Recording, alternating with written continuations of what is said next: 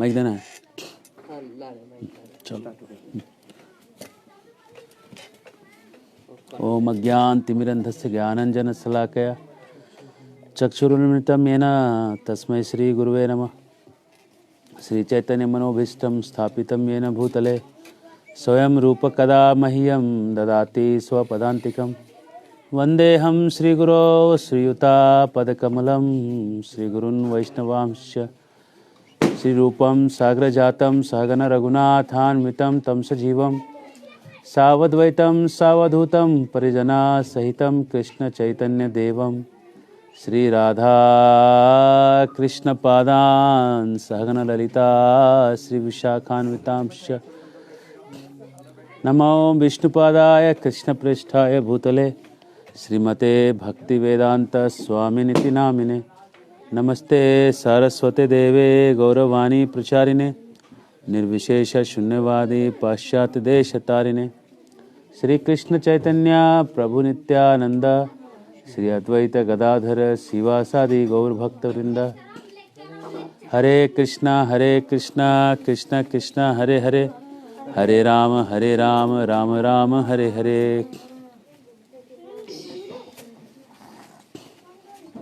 वाञ्छा कल्पतरुभ्यश्च कृपा सिन्धुभ्येव च पतितानां पावनेभ्यो वैष्णवेभ्यो नमो नमः। नमो विष्णुपादाय कृष्णप्रेष्ठाय भूतले श्रीमते भक्तिवेदांत स्वामिनिति नामिने। नमस्ते सारस्वते देवे गौरवाणी प्रचारिणे निर्विशेष शून्यवादी पाश्चात्यदेशतारिणे। नमो विष्णुपादाय कृष्णप्रेष्ठाय भूतले श्रीमते भक्तिवेदांत स्वामिनिति नामिने। नमस्ते सारस्वते देवे गौरवाणी प्रचारिणे निर्विशेष शून्यवादी पाश्चात्य देश तारिणे। श्री कृष्ण चैतन्य प्रभु नित्यानंद श्री अद्वैत गदाधर शिवासादि गौर भक्तवृंद। हरे कृष्णा कृष्णा कृष्णा हरे हरे, हरे राम राम राम हरे हरे।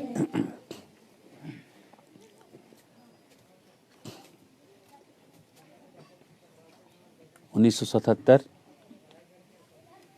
और कार्तिक का महीना था और आज के ही तिथि में प्रभुपाद जी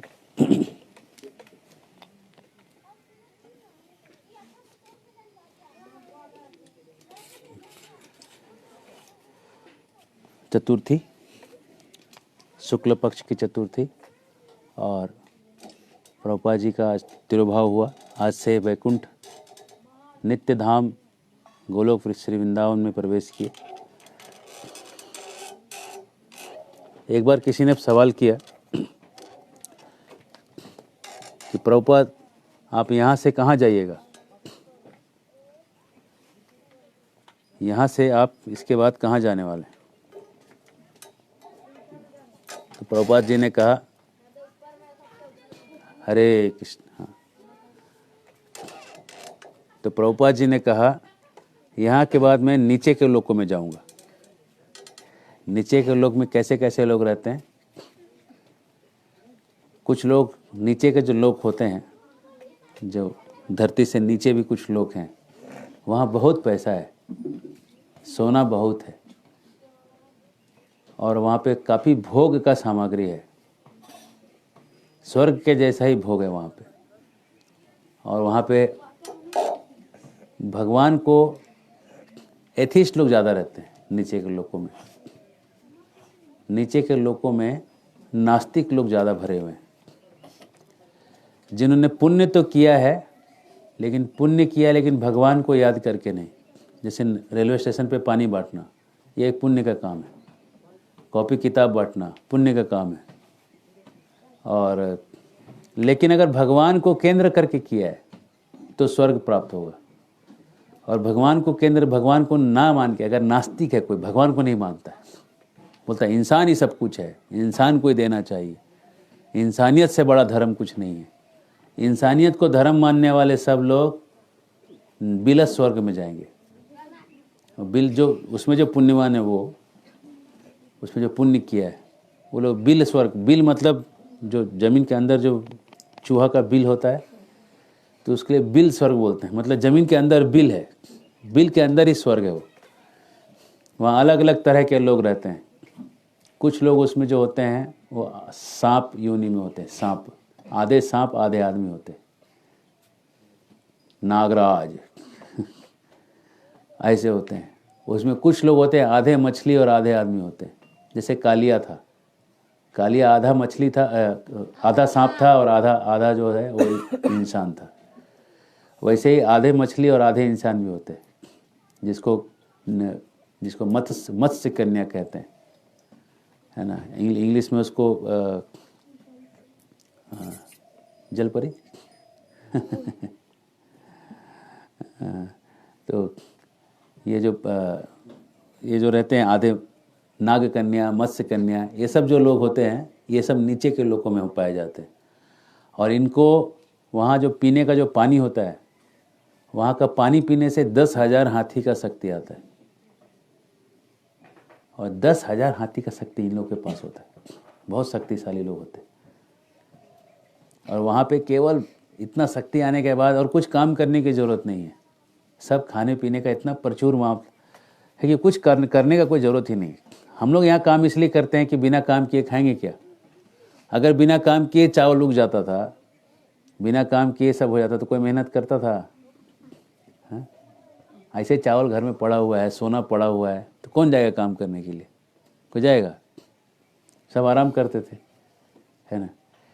तो बिल स्वर्ग में इतना सोना, इतना इत्यादि है कि कोई वहाँ मेहनत करने की ज़रूरत नहीं है। सब बस उस पुण्य से ही खाते हैं लोग, जो पुण्य कमा के गए हैं उस पुण्य से ही खा लेते हैं। तो ऐसे स्थिति में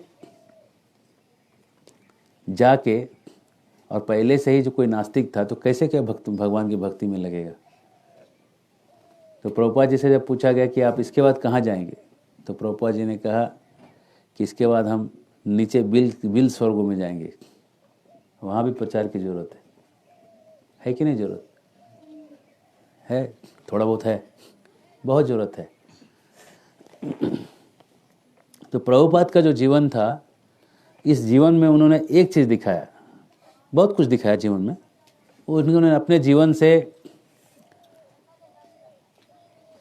भगवान की भक्ति तो दिखाया, उसमें कोई संदेह ही नहीं है। लेकिन सबसे बड़ा चीज़ जो प्रभुपाद जी के जीवन में एकदम झलक के बाहर आता है, वो उनके प्रचार करने का जो जील है, जो उनकी तीव्र उत्कंठा है प्रचार करना और लोगों के दुख को दूर करना, इसको दूर करने का जो तीव्र उत्कंठा है वो बहुत तेज आके निकलता है उनके पर्सनालिटी में। शुद्ध भक्त तो बहुत हुए भारत में, भक्तों की कमी नहीं है, एक से एक भक्त हुए, हर स्टेट में, हर राज्य में बड़े बड़े भक्त हुए हैं। उन्होंने पुस्तक लिखने वाले भी बहुत हुए हैं, है ना। रामचरितमानस जैसा ग्रंथ भी लिखा हुआ है ना। और तुकाराम महाराज जैसे संत भी हुए हैं, और एकनाथ जैसे गायक और काव्य लिखने वाले संत हुए हैं। मीराबाई जैसी भजनकार हुई है। एक से एक संत हुए हैं भारत की पुण्य भूमि में, है ना। लेकिन इन सब के ऊपर जो इन सब का जो संदेश है, जो ये कहना चाहते हैं, उसको दुनिया तक पहुंचाना और दुनिया वालों को उसका रिलेवेंस समझना। देखिए, संत तो सब चाहते हैं कि दुनिया के सब लोग भगवान की भक्ति करें, लेकिन उसको इस तरह से समझाना पड़ेगा कि सामने वाला ये समझे कि भाई क्यों ये जरूरी है मेरे जीवन में। ये समझाने का काम जो है ना, बड़ा एक बीड़ा था। तो एक बार प्रभुपाद जी के कुछ गुरु भाई थे, और ये जब वो इलाहाबाद में थे तब की बात है, मतलब 1920-22 की बात है ये, जब वो इलाहाबाद में रहते थे। तो किसी ने उनको सवाल किया कि पूरी दुनिया में कृष्ण नाम का प्रचार होने वाला है, ऐसा सुनने में आया है। पृथ्वी ते यत आछे नगर आदि ग्राम, सर्वत्र प्रचार होइबो मोरा नाम। पूरे दुनिया के गांव गांव में मेरे नाम का प्रचार हो जाएगा, ऐसा चैतन्य महाप्रभु ने कहा। बोले कि ये पृथ्वी का मतलब भारत है कि पूरा पृथ्वी है? पूरे भारत में होने वाला है कि पूरे पृथ्वी में होने वाला है? तो प्रभुपाद ने कहा पूरे पृथ्वी में होगा ये। तो बोले कि भारत के बाहर तो कोई प्रचार कहीं दिखता नहीं है, तो फिर कैसे हम समझेंगे कि पूरे पृथ्वी में होने वाला है। तो प्रभुपाद जी ने कहा किसी दिन कोई मूर्ख ये काम जरूर करेगा, कोई मूर्ख होगा जो पूरे दुनिया में प्रचार कर ही देगा एक दिन। तो चलिए जरा देखते हैं, इस लाइन को जरा एनालाइज करते हैं। अगर आपको पता है कि कोई बहुत बड़ा महात्मा आके प्रचार करेगा तो उसको आप मूर्ख कहेंगे? नहीं कहेंगे, उसको कहेंगे कोई महात्मा आएगा दुनिया में प्रचार करेगा, ऐसा कहेंगे, है ना। आपको पता है कि आप ही करने वाले, तो अपने आप को कैसे आप कहोगे कि मैं ही करने वाला हूँ, I am that great man who is going to do it, ऐसा कहोगे कभी? नहीं, है ना। इसका मतलब है कि प्रभुपाद जी ने खुद ही अपना डिक्लेरेशन किया है कि वो प्रचार खुद करने वाले हैं, और इसलिए उनके प्रचार करने के खुद के इंट्यूजन को उन्होंने इस तरह से मूर्ख कह के व्यक्त किया है कि कोई मूर्ख किसी दिन जाके कर देगा। नहीं तो खुद को मूर्ख, दूसरे को मूर्ख क्यों कहेंगे हम? हमको पता है कि यहाँ पे मंगल गो प्रभु बैठे हैं, और मंगल गो प्रभु पूरे खोटाम में, सिल्ली में, सब जगह प्रचार करेंगे। अब कोई पूछेगा सिल्ली में प्रचार कौन करेगा, तो हम थोड़ी बोलेंगे कि कोई मूर्ख कर रहा है ना। ऐसा कहेंगे तो नहीं, कम से कम दिल में भी लग जाए कि होगा मूर्ख कोई, तभी भी बोलेंगे तो नहीं, कम से कम इतना बड़ा बेवकूफ़ी कोई खुद से नहीं करेगा। है ना। और अगर दिल से लग रहा है कि ये सच में करने वाले है ना, तब तो आदमी कभी नहीं कहेगा, है ना। इसका मतलब प्रभुपाद जी जानते थे कि दुनिया भर में जो प्रचार करना है उनको ही करना है, पूरे हर जगह उनको ही जाके फैलाना है। तो उसके लिए उन्होंने तैयारी किया। ये एक दिन का काम नहीं था। पूरे दुनिया में अगर तुमको इस चीज़ को लेके जाना है, एक दिन का काम नहीं है जो आप सीधा कर लोगे। आवाज़ मत करिए, जीभ का आवाज़। तो एक दिन का काम नहीं है। तो उन्होंने क्या किया, तैयारी चालू किया करना। पहले उनको लगा कि हम खूब बिजनेस करेंगे और खूब पैसा कमाएंगे, और पैसा कमा के हम पैसे से जितना भी लोग हैं, जितने भी प्रचारक लोग हैं, उनको हम फंड करेंगे और इस तरह से हम प्रचार कर लेंगे। तो उन्होंने दवा की कंपनियां खोली, फैक्ट्री खोला दवा का, और दवा का फैक्ट्री खोल के उन्होंने सोचा कि डेज केमिकल्स, वहाँ से उन्होंने चालू किया अपना जर्नी। और उस जर्नी में उन्होंने सोचा कि हम इतना बड़ा इंडस्ट्री बनाएंगे, पैसा इतना कमाएंगे, पैसे से सब गीता बांटेंगे फ्री में, हर जगह जाके प्रचार करेंगे, खिचड़ी प्रसाद बांटेंगे, सब लोग भक्त बन जाएंगे। तो man proposes, God disposes. Man proposes, man and God disposes. मनुष्य प्रस्ताव रखता है और भगवान ठुकरा देते हैं। होता है ना ऐसा, है ना। कई बार हम लोग प्रस्ताव रखते हैं और भगवान उसको ठुकरा देते हैं, है कि नहीं? है कि नहीं? सुबह उठने का सोचते हैं, भगवान ठुकरा देते हैं। कौन ठुकराता है? हम ही ठुकरा देते हैं, भगवान ही ठुकराते। तो प्रभुपाद ने ऐसा प्रस्ताव किया और 2 बड़े बड़े फैक्ट्री खोले और इलाहाबाद में उनका बिजनेस हेडक्वार्टर बनाया। और 1930 में, आज से करीब करीब 90 साल पहले की बात, उस जमाने में साइकिल भी किसी के पास होता था तो उसको अमीर आदमी मानते थे। किसी के पास साइकिल है तो उसको बोलते थे अमीर आदमी। पूरे गांव में एक आदमी के पास साइकिल होता था। अभी मेरे पिताजी कहते हैं कि 1960 में, 1960 मतलब 50 की दशक में, 60 से थोड़ा पहले, 1960 में वो पहली साइकिल लेके गांव आए थे। गांव में पहली साइकिल थी वो। आप समझिए कि क्या जमाना था, कितनी गरीबी थी। गरीबी जैसा भी आप समझो, इस हिसाब से, आज के हिसाब से साइकिल रखने वाला जो था उसको अमीर मानते थे। और मोटरसाइकिल 1960-70 तक गांव भर में किसी के पास मोटरसाइकिल नहीं थी। पूरे इलाके में कोई एक मोटरसाइकिल वाला जब घूमता था तो लोग उसको देखने के लिए रोड पे दौड़ के जाते थे। और बोले महीने में कोई एक कार जाती थी, महीने में कोई एक कार जो है पार होती थी। तो भले कार देखने के लिए बहुत लंबा लाइन लगता था। और ये उससे भी 30 साल पहले की बात है, 1930 की बात हो रही। समझिए जरा, समय को पहचानिए।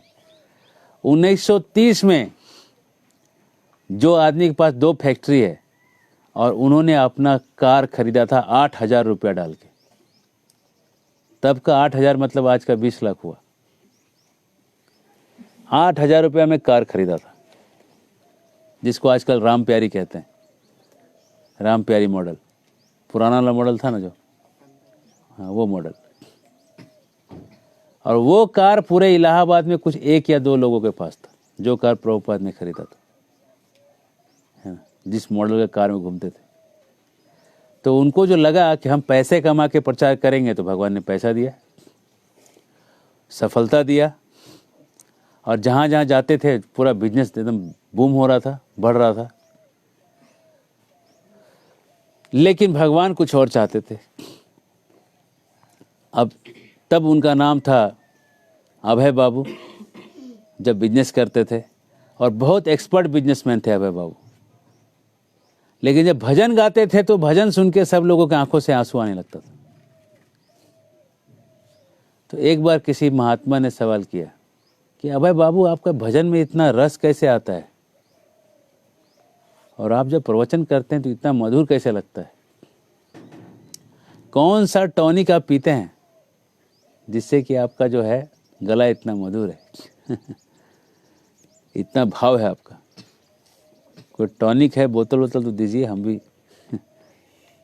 लेंगे। तो अभय बाबू ने जवाब दिया, तृणादपि सुनीचेन तरोरपि सहिष्णुना अमानिना मानदेन कीर्तनीय सदा हरि। जब हम तृण के जैसे नम्र हो जाएंगे, घास के जितने जब हम नम्र हो जाएंगे, दूसरों को आदर सब दे देंगे और खुद के लिए कोई आदर का अपेक्षा नहीं करेंगे, तब हम हरिनाम सतत ले सकेंगे, है ना। अभी हमको कोई ऐसे मार दिया है तो जाते हैं कंप्लेन करने, प्रभु जी देखिए हमको मारा। अच्छा, कैसे मारा? ऐसे मारा।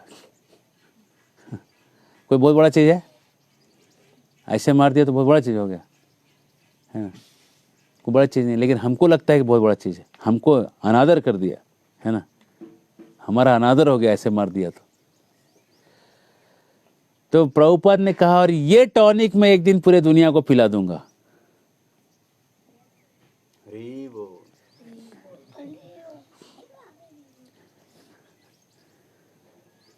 और प्रभुपाद जी ने वो सच कर दिखाया, वो टॉनिक पूरे दुनिया को पिला दिया। वो जो वृंदावन का एक ग्वाला था उसको उन्होंने अमेरिका पहुंचा दिया, और जो टीका गौड़ियों लोग लगाते थे उसको पूरा दुनिया के हर आदमी पे लगवा दिया, और टकला होने का फैशन अमेरिका में चला दिया। ये प्रभुपाद जी का देन है कि वहाँ के राष्ट्रपति का भी बाल छोटा छोटा है ना। प्रभुपाद अगर बोलते कि स्त्री लोग भी टकला करेगी तो मालूम चलता कि सब स्त्री लोग भी टकला करने लगी, वही फैशन चल जाता। जो बोले वो आज फैशन के रूप में दिखाई पड़ रहा है। एक बार प्रभुपाद जा रहे थे और एक अंग्रेजी महिला, एक पत्रकार प्रभुपाद के सामने आई और प्रभुपाद का मजाक उड़ाना चाहती थी। तो अंग्रेजी में पूछती है, क्योंकि वो अंग्रेजी में पूछती है, वो आई एकदम छोटा अपना कपड़ा पहनी थी इतना, और एकदम लिपस्टिक लगा के एकदम आई थी, और सवाल पूछती है कि प्रभुपाद इतना एक लंबा कपड़ा क्यों पहने आप, एक रंग का कपड़ा ऊपर से नीचे तक, है नीचे इतना बड़ा कपड़ा पहनना चाहिए, और आपका सर जो है वो गंजा क्यों है? प्रभुपाद का मजाक उड़ाने का प्रयास किया, है ना। Why you have bald head, bald head मतलब टकला, bald BLD bald, and why you have such long ropes, इतने लंबे कपड़े क्यों पहने हो? तो प्रभुपाद ने कहा better to have cool head and warm legs. अच्छा होगा कि दिमाग ठंडा रहे आदमी का और पैर गरम। पैर गरम है ना, पैर गरम, पेट नरम और दिमाग ठंडा, तो रोग को मारो डंडा। पैर हो गरम, पैर ठंडा नहीं होना चाहिए आदमी का। पैर ठंडा हुआ मतलब मरने का टाइम आया। और पेट नरम होना चाहिए, पेट टाइट नहीं होना चाहिए। आजकल लोग सिक्स पैक बनाते हैं, है ना, सबके पेट खराब होते होंगे। पेट नरम होना चाहिए, है ना। और पहले ज़माने के जितने पहलवान थे सबके पेट नरम थे, वो सिक्स पैक कोई नहीं बनाता, है ना। जो ताकत वाले जो लोग होते हैं उनके सिक्स पैक नहीं रहते। पहले के जितने भी बड़े बड़े क्षत्रिय शूरवीर हुए सिक्स पैक नहीं बनाते थे। वो लोगों की ताकत बहुत होता था। कुश्ती के पहलवान होते हैं ना, बहुत ताकत होता है, उठा के पटक देते हैं, लेकिन उनका ऐसा कोई पैक्स नहीं रहते बॉडी का ऐसा बना हुआ, लेकिन ताकत ज़्यादा होता है ना। एक बार एक बाबा हैं, उन्होंने एक बड़े पैक वाला बॉडी वाले आदमी को टीवी शो पे उठा के पटक दिया था। तो ताकत नहीं रहता, खाली पैक बना रहता है। तो प्रभुपाद जी ने कहा सर हो ठंडा और पैर हो गरम, समझे ना, और पेट हो नरम। पेट नरम नहीं बोला उसको इतना ही बोला कि सर ठंडा हो पैर गरम हो। तो वो जो है वो हो गई, हतप्रभ हो गई, उसको कुछ बोलने नहीं आया, उसका ही मजाक उड़ गया। Better to have warm legs and cool head, पैर गरम होना चाहिए और सर ठंडा। तुमने क्या किया है, बड़े लंबे बाल रखे हैं तो सर क्या हो गया, गरम, और नीचे छोटा कपड़ा पहनी तो पैर क्या हो गया, हो गया उल्टा। तो रोग ने मारा तुमको डंडा, है ना। बीमार रहते बहुत लोग ऐसे करने वाले। हाजिर जवाब, प्रभुपाद जी के गुणों में एक गुण था हाजिर जवाब। कोई भी सवाल का जवाब हाजिर है ना। अमेरिका के एक पत्रकार ने सवाल पूछा प्रभुपाद से कि हिप्पी किसको कहते हैं। हिप्पी तो अमेरिका के लोग हैं और वो जानबूझ के कुछ प्रभुपाद से कुछ निकालना चाहता है कि मजाक बनाएंगे। तो वो सवाल पूछ रहा है कि हिप्पी किसको कहते हैं। तो प्रभुपाद ने कहा that you know better than me, वो तुम मेरे से ज़्यादा अच्छा जानते। उसके बाद प्रभुपाद कहते हैं समथिंग एक्स्ट्राऑर्डिनरी, कुछ तो विशेष रहता है। तो प्रभुपाद जो थे हाजिर जवाब थे, जवाब एकदम हाजिर होता था, जवाब कभी पीछे नहीं देते थे, तुरंत जवाब देते तुरंत। तो जो तैयारी था, उन्होंने जो फैक्ट्री बनाया, उस फैक्ट्री बनाने में उनका बिजनेस बढ़ता गया और उनका प्रचार करने का समय जो उनको मिल नहीं रहा था, जैसे जब वो चाहते थे जितना समय देना हो नहीं रहा। इसी बीच उन्होंने सोचा कि और क्या किया जाए। तो उन्होंने सोचा कि यहाँ से झांसी बढ़ाएंगे, यहाँ से और जगह बढ़ाएंगे। तब क्या हुआ, एक बार वो कलकत्ता जा रहे थे और उनको खबर मिला कि उनके फैक्ट्री में आग लग गया। उनके हाथ की लकीर में था दुनिया का सबसे अमीर आदमी बनना, उनके हाथ में था दुनिया का सबसे अमीर आदमी बनना था, मजाक नहीं, लिखा था। अगर वो बिजनेस में घुसे होते दुनिया के सबसे अमीर होते थे दुनिया में। लेकिन फिर हम और आप यहाँ नहीं होते थे, होते थे हमारे आप यहाँ बैठे होते थे आज। हाँ, हमारा आप यहाँ क्यों बैठे आज, क्योंकि प्रभुपाद ने बिजनेस नहीं किया। इसलिए बिजनेस किया होता तो हमारा आप यहाँ नहीं होते थे, आप अपने घर में होते थे, हम अपने घर में होते थे, है ना। मंगल अपने घर में होता था, सब अपने अपने घर में होते थे। तो प्रभुपाद जी को जब पता चला कि आग लग गया तो उन्होंने कहा यस्या हम अनुग्रहणामि हरिष्यम तद धनम सनय, जिस पे मैं विशेष कृपा करता हूँ उसका धन हर लेता हूँ। सामान्य कृपा तो सब पे करते हैं भगवान, लेकिन विशेष कृपा जिस पे करते हैं उसका सारा चीज हर लेते हैं। और प्रभुपाद जी यही श्लोक बोलते हैं कि मेरे पे प्रभु ने विशेष कृपा किया है कि मेरा सब कुछ हर लिया, अब मैं फ्री हो गया हूँ। तुकाराम महाराज जी कहते हैं, बरा झाला देवा निघालो दिवाला। देव, हे प्रभु, आपने बहुत अच्छा किया, मेरा दिवाला निकाल दिया, अब मैं फ्री हो गया। दिवाला निकलने से क्या होता है, घर वाले सब छोड़ देते हैं। वयसी गते का काम विकार, सुस्के नीरे कह का सार। छीने वित्ते कह परिवार, ज्ञाते तत्वे कह संसार। भज गोविंदम गोविंदम भजो मूढ़मते। संप्राप्ते सन्निहिते काले, नहीं नहीं रक्षिति डुक्र तरने।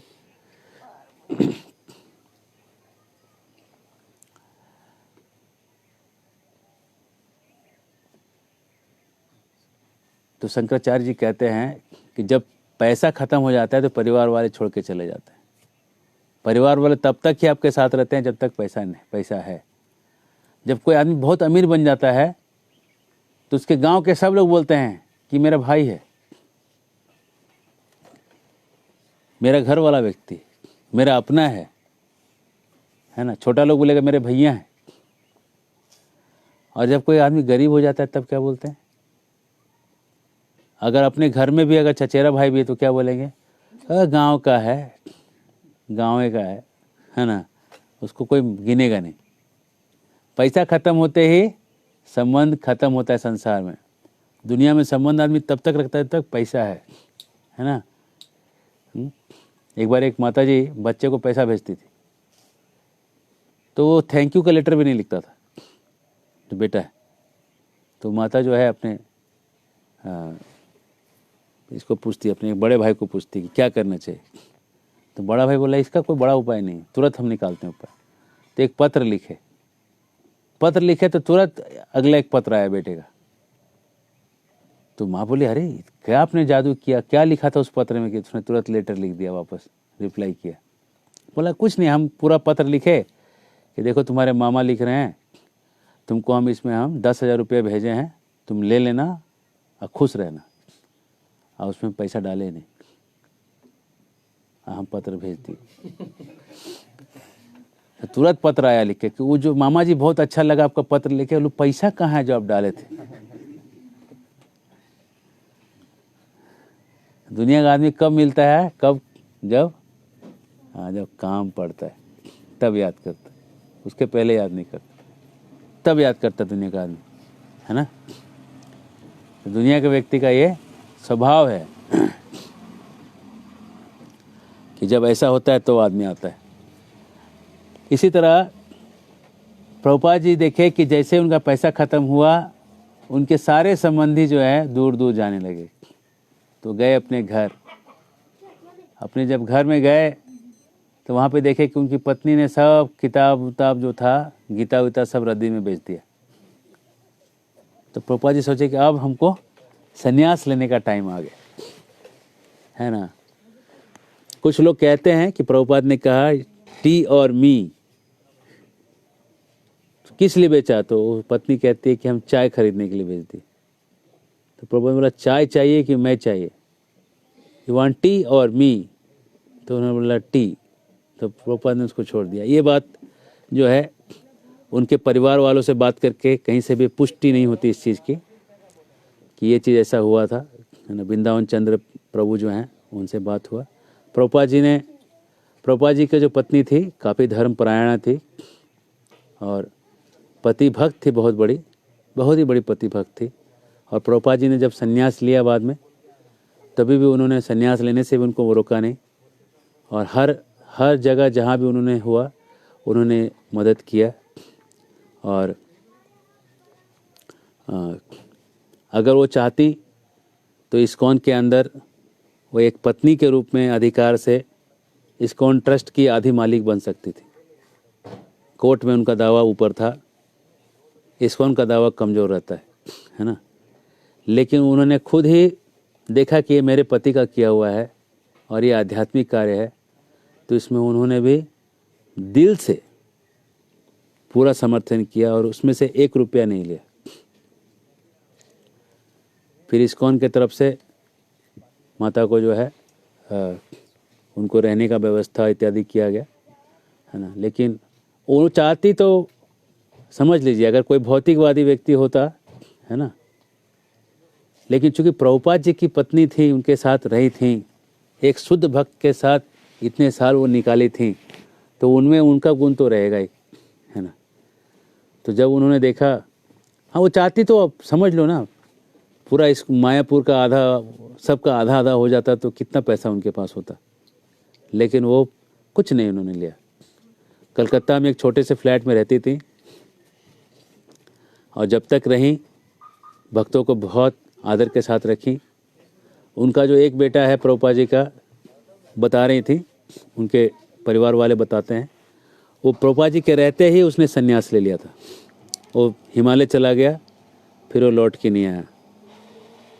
और प्रभुपाद की जो परिवार से जो उनकी जो नतनी है, जो नतनी थी, वो प्रभुपाद जी के परिवार से अभी आज के तारीख में कोई भी नहीं है उनके परिवार का। मतलब ऐसे या तो गुजर गए, या तो कुछ आकस्मिक मृत्यु हो गए, या तो शुद्ध भक्त सब धाम में जाके हो गए। तो इस तरह का जो परिवार करना, इस तरह का जो दिव्य परिवार है, बड़ा बड़ा दुर्लभ है कि इतना सब कुछ होके, इतना सब कुछ हाथ में होके भी उससे वैराग्य रखना। तो जहाँ तक मुझे लगता है कि वो घटना एकदम सच नहीं है कि टी और मी जो कहे है उसकी पत्नी, और ये उनके बेटे के वर्जन से और कलकत्ता के कई वरिष्ठ भक्तों के वर्जन से भी यही साबित होता है कि प्रभुपाद जी की पत्नी ने कभी चाय के लिए प्रभुपाद को नहीं छोड़ा। प्रभुपाद जी ने अपनी इच्छा से भगवान के लिए संन्यास लिया और पत्नी ने उनका पूरा समर्थन किया था, है ना। हरे कृष्णा। हो सकता है कि जिन्होंने भी इंटरव्यू लिया होगा उनको थोड़ा और इंटरव्यू लेना चाहिए था, थोड़ा और प्रमाणों को ज़रूरत थी। कम प्रमाण लेके उन्होंने ये चीज़ को डाला है लीलामृत में, तो उसको रिव्यू करना चाहिए वापस, उसको फिर से उसको देखना चाहिए। तो प्रभुपाद जी ने फैक्ट्री को जलता हुआ देखा और समझ गए कि ये भगवान की इच्छा है। प्रभुपाद जी वहाँ से आए झांसी, कलकत्ता आने के बाद फिर झांसी आए। झांसी आने के बाद उन्होंने वहाँ पे वहाँ के लोकल लोगों से मिलना जुलना चालू किया, और वहाँ पे एक नरेंद्र आचार्य थे जो कि मेडिकल कॉलेज में प्रोफेसर थे आयुर्वेदिक। उनको उन्होंने अपना शिष्य बनाया, पहला शिष्य बनाया, दीक्षा दिया उनको। और वो पहला शिष्य था जो भारत में था, जो जाने के पहले 40 साल प्रचार किया प्रभुपाद जी ने भारत में। 40 साल प्रचार में उनको एक शिष्य मिला, और वो भी जो है अपना जीवन देना नहीं चाहता था। वो बस उन्होंने प्रभुपाद से दीक्षा लिया, लेकिन घर में रह के भक्ति करना था उनको। घर में रह के भक्ति करना गलत नहीं है, अच्छी बात है, लेकिन जब तक कोई आगे बढ़ के पूरे तन मन धन से जब तक कोई लगता नहीं है, तब तक मूवमेंट आगे नहीं बढ़ता, तब तक आंदोलन आगे नहीं बढ़ता। आंदोलन को आगे बढ़ाने के लिए पूर्ण रूप से समय देने की जरूरत है। बिना समय दिए कोई आंदोलन को आगे नहीं बढ़ा सकता। आंदोलन तब चलता है जब कुछ लोग पागल के जैसे जुड़े होते हैं। बिना कुछ ऐसे लोगों के आप आंदोलन नहीं बढ़ा सकते। तो प्रभुपाद जी ने वहाँ पे प्रस्ताव रखा, वहाँ पे कुछ लोगों का प्रोग्राम चालू किया, लेकिन जब वहाँ वो कीर्तन कर रहे थे तो वहाँ पे 2 लड़कियाँ थी, चंद्रमुखी और सूर्यमुखी। ये 2 लड़कियाँ थी। इन लोगों ने वो जो उनका जो प्रचार है जहाँ चलता था जिस मंदिर में, उस मंदिर को वो लोग महिला आश्रम बनाना चाहती थी। तो महिला आश्रम बनाते थे। महिला आश्रम बनाना जरूरी है ये हम नहीं कह रहे, लेकिन सबसे पहले जो सबसे बड़ी महिला है, फर्स्ट लेडी राधा रानी, उनका आश्रम बनना चाहिए। अगर उस महिला का आश्रम नहीं बना तो बाकी महिला का आश्रम भी नहीं बनना जो है मुश्किल है। सबसे पहले जो सबसे पहली महिला है उनको इज्जत करना होगा। तो प्रभुपाद जी को उन्होंने नोटिस दिया कि आप यहाँ से निकल जाइए। तो के.एम. मुंशी तत्कालिक गवर्नर थे गवर्नर, पूरे राज्य के गवर्नर थे, के एम मुंशी नाम था, उनकी पत्नी वहाँ आ गई और वहाँ पे एक सिनेमा हॉल का मालिक था जिसका ही मंदिर भी था, और सिनेमा हॉल वालों को अपना सिनेमा हॉल का परमिशन निकालना था क्योंकि परमिशन लगता था उसको हर साल। अब वो परमिशन लेने जो गया तो गवर्नर की पत्नी ने परमिशन रुकवा दिया, बोला आप वो मंदिर जो है हमारे ये चंद्रमुखी सूर्यमुखी को दे दीजिए और उसके बाद जो है हम आपको परमिशन देंगे। प्रभुपाद जी चाहते तो वहीं रह के लीगल लड़ाई करके उसको जीत के वहीं से अपना आंदोलन चालू कर सकते थे, और उन्होंने उस आंदोलन का नाम दिया था लीग ऑफ डिवोटीज, भक्तों का संघ। तो उस जगह चालू कर सकते थे, लेकिन जब वो केस मुकदमा हुआ, प्रभुपाद ने वहाँ लड़ाई किया ही नहीं।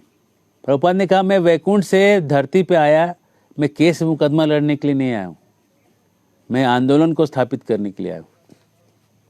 तो आंदोलन को स्थापित करना जो है बहुत बड़ा कार्य था। प्रभुपाद जी वहाँ से पीछे हट गए, पीछे हट के वहाँ से वृंदावन आ गए और अलग अलग जगह रहे। उसमें से कुछ एक जगह रहे वो गौड़िया मठ था। गौड़िया मठ में जब रहते थे तो गौड़िया मठ वाले या उनकी ऐसी स्थिति थी या जैसी भी थी, प्रभुपाद को केवल उन्हें 2 सेट धोती कुर्ता दिया था बस, और कुछ नहीं दिया था उनको पहनने के लिए। और ऐसी स्थिति में जब वहाँ पे बैठे थे तो उनको वो अनुवाद करना था सारे बुक्स का और मैगजीन छापने थे और प्रचार करना था। तो वो बोले कि ये सब आप नहीं कर सकते, इसके लिए आपको फंड नहीं मिलेगा, पैसा नहीं मिलेगा, आपको करना है तो करिए, पैसा नहीं दिया जाएगा। तो प्रभुपाद जी ने कहा तो मैं यहाँ क्या केवल खाने और कपड़ा लेने के लिए आया हूँ, मैं यहाँ खाना खाने के लिए नहीं अपने यहाँ आया हूँ। अरे सोचो प्रभुपाद क्या थे, बड़े बड़े फैक्ट्री के मालिक थे, तो चाहते जल भी गया तो क्या हुआ, वापस उसको खड़ा कर सकते हैं, घाटा लगने के बाद वापस तो आदमी उठाता है उस चीज़ को। वो नहीं करके वो सोचे कि हम जाके प्रचार में लगेंगे, तो उसके लिए वो मठ में आए और मठ का स्थिति देख के लगा ये मठ तो मठ हो गया, बैठ गया, इसको उठने का कोई होप नहीं। तो उन्होंने सोचा कि ठीक है, तो वो जाके वृंदावन में एक मंदिर में जाके उन्होंने अपना एक कमरा लिया और कमरा लेके केसी घाट पे, और फिर वहाँ से कमरा लेके कुछ दिनों के बाद राधा दामोदर मंदिर में कमरा लिया। और राधा दामोदर मंदिर में जो कमरा है वो आज भी है, आज भी दर्शनीय स्थल है, और वहाँ पे रहते थे और सारे पुस्तकों को अनुवाद करते थे। और बोरा था उनके रूम में, बहुत पुराना रूम था, और जो बोरा होता है, बोरा सामान का, जूट का बोरा, वो बोरे पे नीचे जो बोरा बिछा हुआ रहता था उसी पे बैठ के किताब लिखते थे। और रिफ़िल होता था उनके हाथ में, पुराने ज़माने में रिफ़िल सिस्टम था, रिफ़िल, लीड का रिफ़िल आता था, 50 पैसे का, 4 आने का, ऐसा रिफ़िल आता था। उस रिफ़िल पे लिखते थे और पेपर को टैग करके साथ में जोड़ करके रखते थे। मतलब पेपर का क्वालिटी भी बहुत सस्ता यूज करते थे, खुला खुला पेपर जो मिल जाता है सस्ते क्वालिटी में, उसमें ही सारा अनुवाद करते थे, गीता का, भागवत का सारा अनुवाद करते थे। तो जब उनका भागवत का पहला स्कंद का अनुवाद कंप्लीट हो गया लिख के, तो प्रभुपाद जी ने सोचा कि इसको हम लोग 3 भाग में पब्लिश करेंगे, 3 खंड में। तो गए पब्लिश करने के लिए, तो पैसा कौन देगा, तो वहाँ से 50 रुपया खर्चा करके वो आए गोरखपुर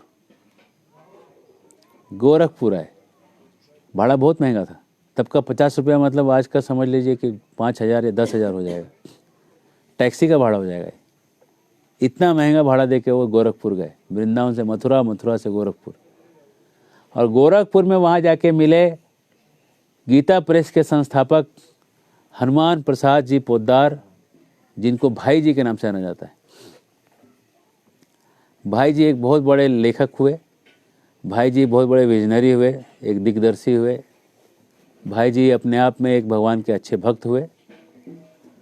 भाई जी विवाहित थे, और जब उन्होंने प्रभुपाद जी जब मिले उनको जाके, तो दोनों मिले साथ में, बहुत खुश हुए। और प्रभुपाद ने दिखाया कि ये जो किताब वो छाप रहे हैं इसके लिए उनको मदद चाहिए, और इस मदद में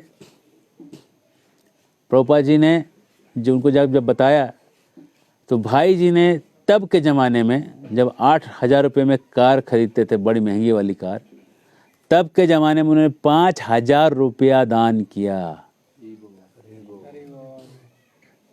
सोचिए, 5,000 रुपये दान किया उन्होंने उस समय।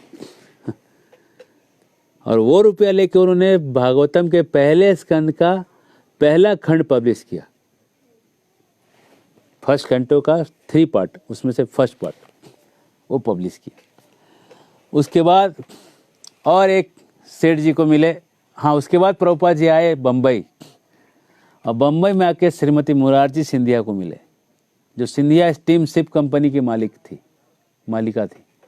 और जब उनको मिले तो उन्होंने वो उनके सीढ़ी पे जाके बैठ गए थे। और वो जब निकली तो देखी कि सीढ़ी पे कोई साधु बैठा हुआ है, उसको अंदर आने तक नहीं दिया था प्रभुपाद, नीचे सीढ़ी पे बैठना पड़ा था। तो वो रुकी, वो देखी कि महात्मा जी क्या चाहिए आपको। तो प्रभुपाद ने किताब दिखाया, बोला मेरा किताब लिखा हुआ है, हम चाहते हैं कि आप प्रिंट करवाएं। तो उनका सेक्रेटरी था, तो सेक्रेटरी को बोली चौकसी नाम सा कि जो भी स्वामी जी लिखते हैं उसको पब्लिश कर दीजिए, है ना। उसको स्वामी जी के जो भी कृति है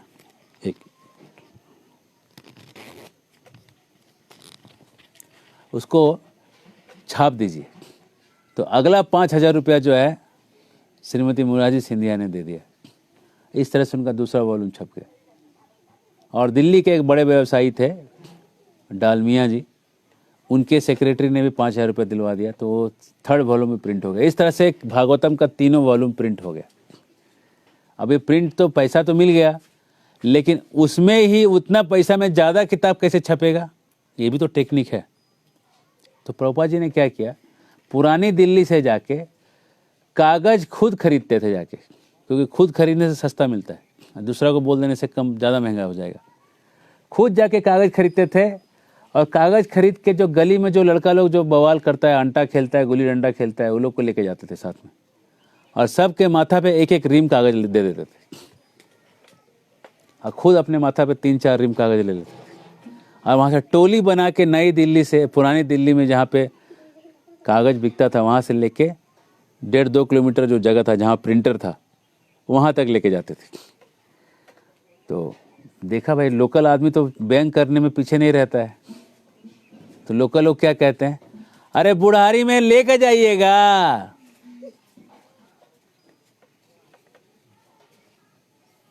पैसा बचा के क्या कर रहे हैं, रिक्शा कर लीजिए। ये सब ताना सुनना पड़ता था। पैसा बचा के प्रभुपाद क्या कर रहे थे, और पुस्तक बांटना चाहते थे। लेकिन पैसा बचाने को लोग क्या समझते हैं, कंजूस सोच रहे हैं, कंजूसी कर रहे हैं। लोग कह रहे हैं कि अब लेके जाइएगा। देखिए, कहने वाले को कुछ लगता नहीं, कह देता है, और सुनने वाले को सुन लेना चाहिए कि वो धर्म का काम है, धर्म का काम बढ़ाना है तो सुनना पड़ेगा। इस तरह से हम देखते हैं प्रभुपाद जी ने पाई का हिसाब रख के किताब छपवाया। कोई ऐसा नहीं था कि बहुत पैसा था, पैसा 5,000 जरूर आया और बहुत था उस जमाने में, लेकिन उसमें जो वो कर सकते थे उससे उन्होंने ज़्यादा करके दिखाया। उस पैसे से जितना होना चाहिए था उससे ज़्यादा उन्होंने वो करके दिखाया, प्रिंट करके दिखाया।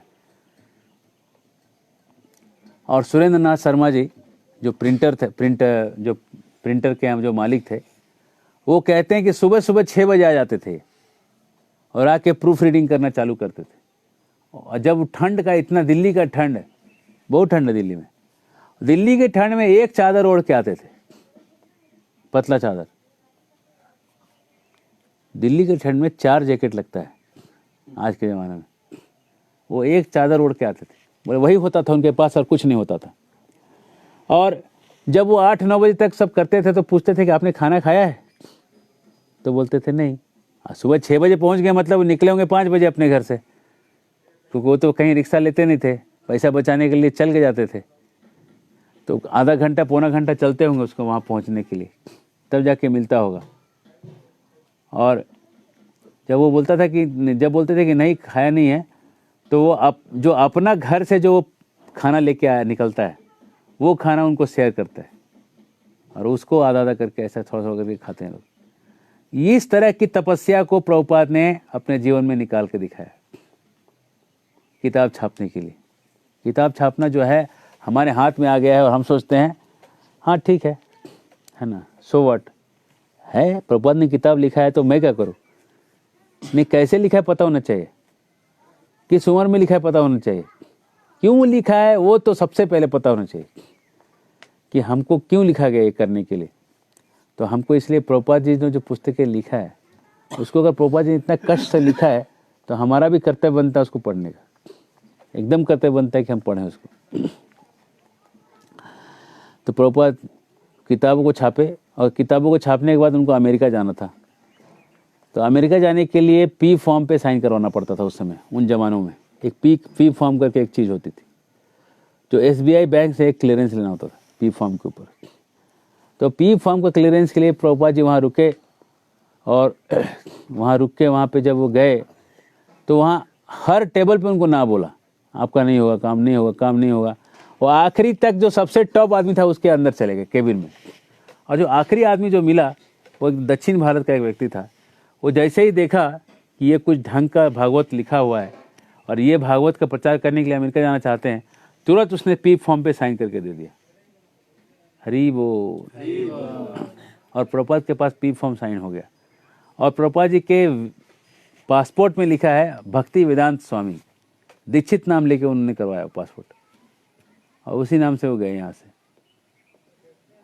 तो हम देखते हैं कि प्रभुपाद जी का जो जीवन है उस जीवन में प्रभुपाद जी ने जो जो जो कष्ट उठाए और जो उन्होंने जो स्ट्रगल संघर्ष किया भारत में रह के और अमेरिका में रह के, ये संघर्षों का श्रृंखला था। और उस श्रृंखलाओं को कोई तभी पार कर सकता है जब सामने वाले को देने के लिए मन में उत्कंठ इच्छा हो। उस उत्कट इच्छा के कारण ही वो कर पाए। शुद्ध भक्त तो कई होंगे, लेकिन समुद्र के रास्ते से 38 दिन खेने के बाद 2 हार्ट अटैक झेलने के बाद अमेरिका पहुंच के प्रचार करने वाले बहुत कम विरले होंगे। अभी तक तो कोई ऐसा नहीं है। तो प्रभुपाद जी का ये जो श्रेय है कि साधु होके भी वो समुद्र पार किए, साधु होके भी, चूँकि कलयुग में लिखा है संन्यास को वर्जित किया गया, उन्होंने संन्यास लेके उसको सिद्ध किया। और साधु होके भी जो उन्होंने मैनेजमेंट करना सीखा और मैनेजमेंट मैनेजमेंट करना सिखाया और मैनेजमेंट हर जगह उन्होंने चालू किया। इस तरह से हम देखते हैं कि प्रभुपाद जी ने जो एक विशेष योगदान दिया भारतीय इतिहास में, वो योगदान था कि भारत के लोगों को उनके जो भूली हुई जो गौरव है उसको वापस याद दिलाया। कि तुम जाग जाओ, तुम कौन थे तुम पता लगो, तुम जान जाओ तुम कौन थे, तुम क्या हो गए हो। प्रभुपाद जी एक बार लेक्चर में कह रहे थे वृंदावन में कि आप लोग क्या थोड़ा सा पाकिस्तान के लिए रोते रहते हैं। देखिए हम एक बूढ़ा जाके पूरा दुनिया में प्रचार करके आया, अगर आप सब लोग निकल जाएंगे तो पूरा दुनिया ही हिंदुस्तान हो जाएगा। क्या करना है, छोटा पाकिस्तान के लिए रोना नहीं है, क्या करना है, प्रचार करने गाँव में आके। अगर हम वो कर सके तो बस पूरा दुनिया ही हिंदुस्तान है फिर, है ना। क्यों नहीं, अमेरिका का राष्ट्रपति भी हरे कृष्णा जपे, हरे कृष्णा कृष्णा कृष्णा हरे हरे, हरे राम राम राम हरे हरे। और चाइना के राष्ट्रपति भी हरे कृष्णा जपे, हरे कृष्णा कृष्णा कृष्णा हरे हरे, हरे राम राम राम हरे हरे। और कई भक्तों का ऑफरिंग है, सारे भक्तों को हम कहेंगे, रिक्वेस्ट करेंगे कि अपने अपने मन में जो प्रभुपाद जी के लिए कहना चाहते हैं कहें। और सबके अंत में हम बाद में गुरु आरती करेंगे, प्रभुपाद जी की आरती करेंगे। आरती के बाद फिर हम लोग भगवान का भोग लगेगा, प्रसाद होगा, तो उस कार्यक्रम में हम लोग सब शामिल रहेंगे। तो हम इस आप लोग सब करने के बाद फिर से अगर समय रहेगा तो फिर से प्रभुपाद के ऑफरिंग को हम लोग कंटिन्यू करेंगे। इतना है कि आज जो समाज की जो गति अगर कोई बदलने वाला है तो प्रभुपाद जी का मूवमेंट है। आज अगर समाज को कोई बचा सकता है तो प्रभुपाद जी का मूवमेंट है, और कल भी कोई समाज को बचाएगा तो प्रभुपाद जी का मूवमेंट होगा। तो आज प्रभुपाद जी के चरण कमलों में हम यही प्रार्थना करते हैं आपके तिरुभाव के दिन कि आप गोलोक में हैं तो आप कृष्ण के साथ हैं, आप भूलोक में हैं तो कृष्ण साथ में दे रहे हैं, और अगर आप बिल स्वर्ग में हैं तो वहाँ सबको ज़बरदस्ती कृष्ण दे रहे होंगे। कृष्ण जो वहाँ पे जो न कभी सुना होगा, ऐसे जगह पे भी आप दे रहे होंगे। आप जहाँ भी होंगे कृष्ण के नाम को लोगों को रिलेवेंट करके दे रहे होंगे। ये आपका विशेष कृपा है कि आपने उनके बीच के उनके ज़रूरतों को भी समझा है। प्रायः ऐसे भजनानंदी हुए हैं जिनको अपना भजन करके भगवत धाम जाने की पड़ी रहती और दुनिया की वो परवाह इतने नहीं करते। प्रायेण देव मुनिया स्वमुक्ति कामान मौनम चरंती विजने न परार्थ निष्ठा। प्रायः देव मुनिगण ऐसे होते हैं कि मौन में चलते हैं और किसी से निष्ठा नहीं रखते। लेकिन प्रभुपाद जी ऐसे संत थे जो लोगों में निष्ठा रखते थे और लोगों के समस्याओं को सॉल्व करते थे और सॉल्व करते करते करते करते लोग उसमें जुड़ते गए और प्रभुपाद के रहते रहते 1 मिलियन फॉलोअर हो गए थे, 10 लाख फॉलोअर हो गए थे। तो आज प्रभुपाद जी के 77 से अभी आप जोड़ लीजिए 50 साल के आसपास हो गया है ना। इतने जो तिरुभाव तिथि हो गई, इसमें पूरे विश्व में 85 करोड़ के आसपास पुस्तकें बढ़ चुकी हैं और इस्कॉन के 1000 के आसपास सेंटर्स हैं दुनिया भर में। और गोविंदा जो है उसमें जो बड़े बड़े शहरों में है उसमें लोगों को एक हायर टेस्ट मिल रहा है। और उसका एक नया आयाम जो गुरुकुल है वो यहाँ हमने खुटाम में जो खोला है। खुटाम के गुरुकुल का जो संबंध है वो ऐसा है कि प्रभुपाद जी की आखिरी इच्छा थी कि वर्णाश्रम व्यवस्था को स्थापित करें। तो भक्तों ने पूछा प्रभुपाद जी ये तो हमको समझ में नहीं आ रहा, इसका मतलब क्या है, वर्णाश्रम व्यवस्था किसको कहते हैं। तो प्रभुपाद ने बोला कि जमीन से खाना सीखो, जमीन से जीना सीखो, पहला चीज़। तो जमीन से जीना सीखो मतलब कहने का मतलब है जमीन में जो हम खेती करेंगे वो खेती को उगजा के हम उसी को बार्टर करके उसे जिएंगे। हम पैसा करेंसी लेंगे नहीं किसी से।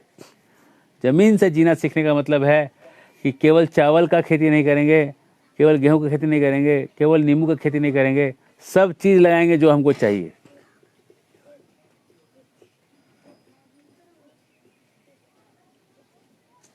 हरे कृष्णा। तो उनके चरण कमलों में हम लोग ध्यान करते हैं और प्रभुपाद जी से प्रार्थना करते हैं कि प्रभुपाद जी हम सब के अंदर की जो भक्ति है उसका वर्धन करें और श्री राधा रमन जी और गौर निताई के शाश्वत सेवा में और जब तक हम हैं तब तक इस उनके प्रचार की सेवा में हमें लगा के रखें और हमें सेवा से कभी विमुख नहीं होने दें। हरे कृष्णा। जय श्रील प्रभुपाद की, गौर भक्त वृंद की, निताई गौर प्रेमानंदे।